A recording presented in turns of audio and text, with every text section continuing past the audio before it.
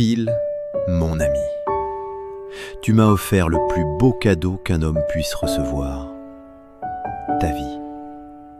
Et aujourd'hui, alors que je raconte cette histoire à ma petite fille Annie, tu n'imagines pas à quel point je pense à toi. Tu es là, avec moi. Chaque mot que je prononce, c'est un peu de toi que je fais vivre. Je m'appelle Luc. Je suis né au Nouveau-Brunswick, au Canada. Mes parents sont morts jeunes, trop jeunes pour que je m'en souvienne vraiment. Ce que je me rappelle en revanche, c'est le froid, celui des hivers et celui des gens. On a déménagé à New York, un quartier blanc, pauvre. J'y ai grandi seul. Pas d'amour, pas d'héritage, rien que des poings et de la colère. La rue a été ma famille, et avec elle, la drogue, les vols, les bagarres. J'étais un homme brisé avant même d'être un homme. Puis, l'Amérique entre en guerre. On m'a enrôlé. Je ne me suis pas battu, pas cette fois. Je n'avais rien à perdre. C'est là que je l'ai rencontré, Phil. Noir, originaire de Harlem, une autre rue, une autre douleur. Mais lui, il avait ce regard, droit, profond, vivant. C'est dans les ruelles sales du Bronx que j'ai appris à sourire. Un sourire de survie. La rue, c'était mon école. Mes copains, c'étaient les autres rejetés. On volait des pommes, des sacs, parfois des montres. Et moi, j'avais un talent. J'étais rapide et sans pitié. Un jour, on a volé un type, un noir, grand, solide, qui sortait d'une église. On lui a pris tout ce qu'il avait. Je me rappelle qu'il avait un petit carnet, une croix en bois et 38 $. On a tout pris. Il n'a rien dit. Moi, j'étais bon à rien, alors l'armée a vu en moi un bon fusil. Je ne savais pas où j'allais, mais pour la première fois, j'avais une direction. Sur le bateau, direction l'Europe, je me suis retrouvé dans la couchette du bas. Et là, devine qui débarque au-dessus de moi.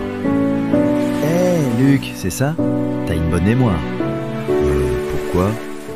Et parce que t'as oublié que t'as vidé mes poches il y a 4 ans, à la sortie de l'église de 145 Street. Moment de silence. Puis rire étouffé de Luc. Et c'était toi? T'as pas gueulé pourtant? Ah, j'ai prié pour toi à la place. Et regarde, duel d'humour, maintenant on partage une couchette. C'est là que j'ai découvert Phil. Pas seulement le soldat, mais l'homme. Fier, intègre, généreux et fou amoureux de Myrcella. Il me parlait d'elle chaque soir. Elle travaillait dans un salon de coiffure à Harlem. Elle avait cette peau couleur caramel, ses cheveux brillants comme le miel fondu, et ce rire que Phil m'imitait mal, mais souvent. Un soir, il m'a tendu une photo pliée 1000 fois. Tu vois cette femme?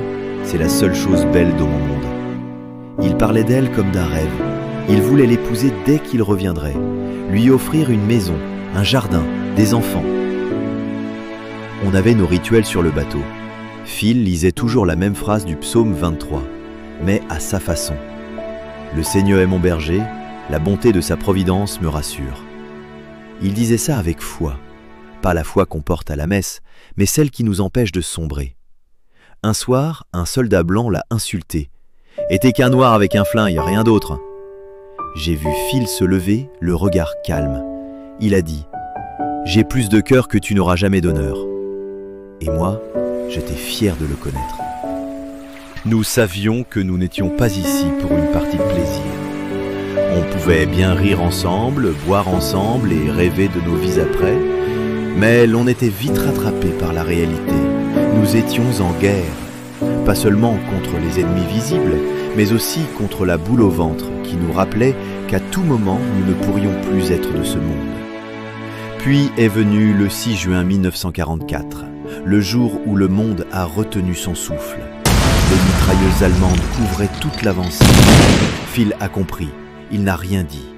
De loin, nous pouvions nous apercevoir des postes de surveillance avec quelques blindés des mètres plus loin. Ils étaient certes moins nombreux, mais le lieu semblait bien cerné.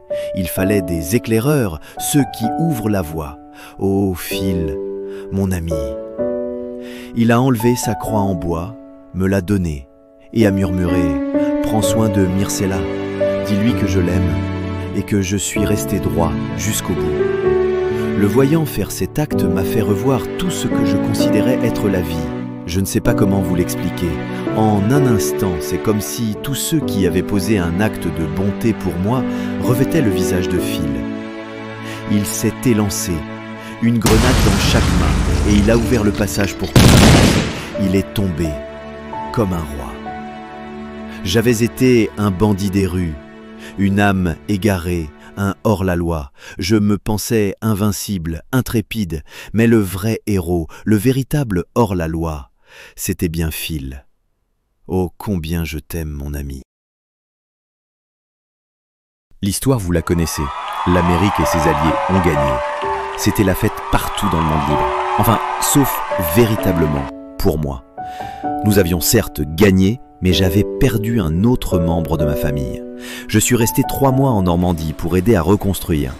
Puis direction Paris, où j'ai vécu 2 autres mois. La vie là-bas était différente. Toutes les communautés vivaient ensemble. Ce n'était pas parfait, loin de là, mais c'était très différent de chez nous. Je suis revenu en Amérique, le cœur lourd, avec sa croix et ses mots. Sans tarder, je me mis à la recherche de Myrcella.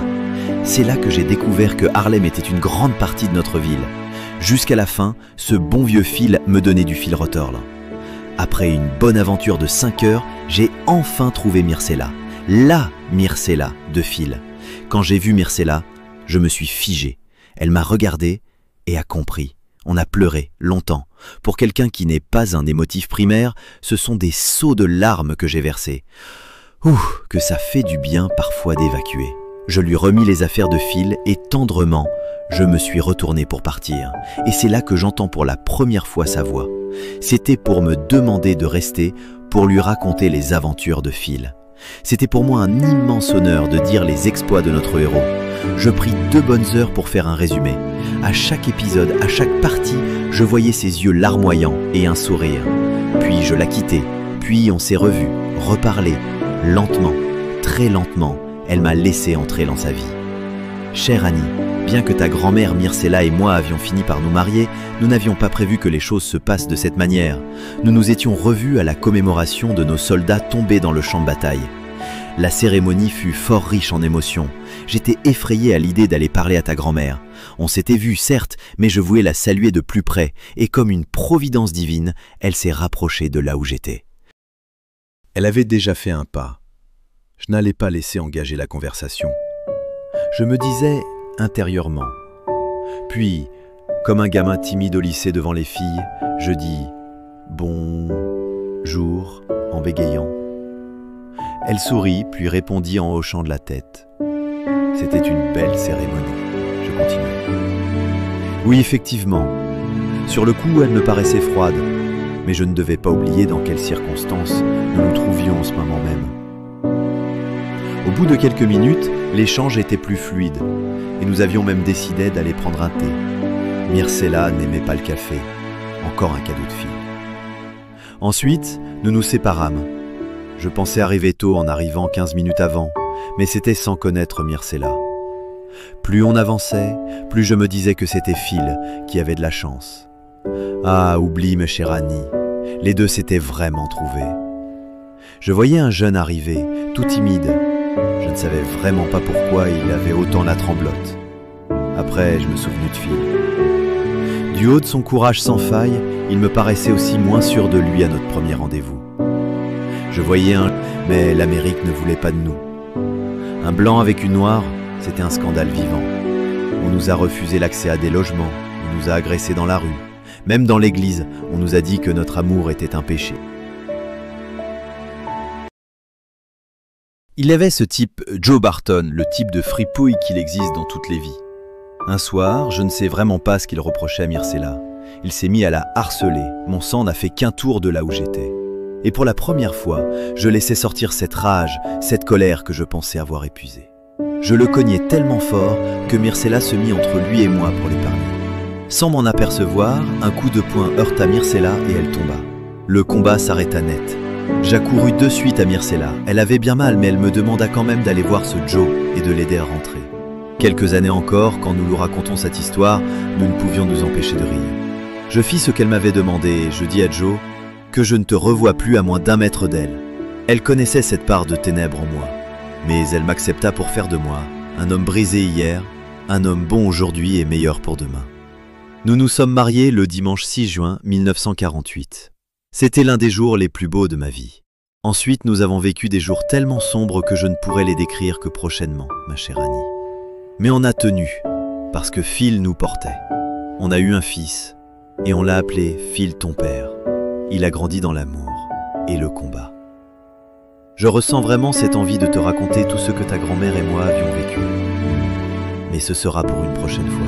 Pour l'instant, je vais finir cette première partie de notre histoire, notre conversation. Aujourd'hui, Annie, je te regarde, et je vois l'héritage d'un homme que l'histoire a oublié. Mais moi, je ne l'ai jamais oublié. Phil n'a pas de tombe, mais il a un nom. Le tien, le nôtre, le sien. Phil, mon frère, tu n'es pas mort en vain. Tu vis à travers nous, et à travers cette histoire, le monde saura. Merci, Phil.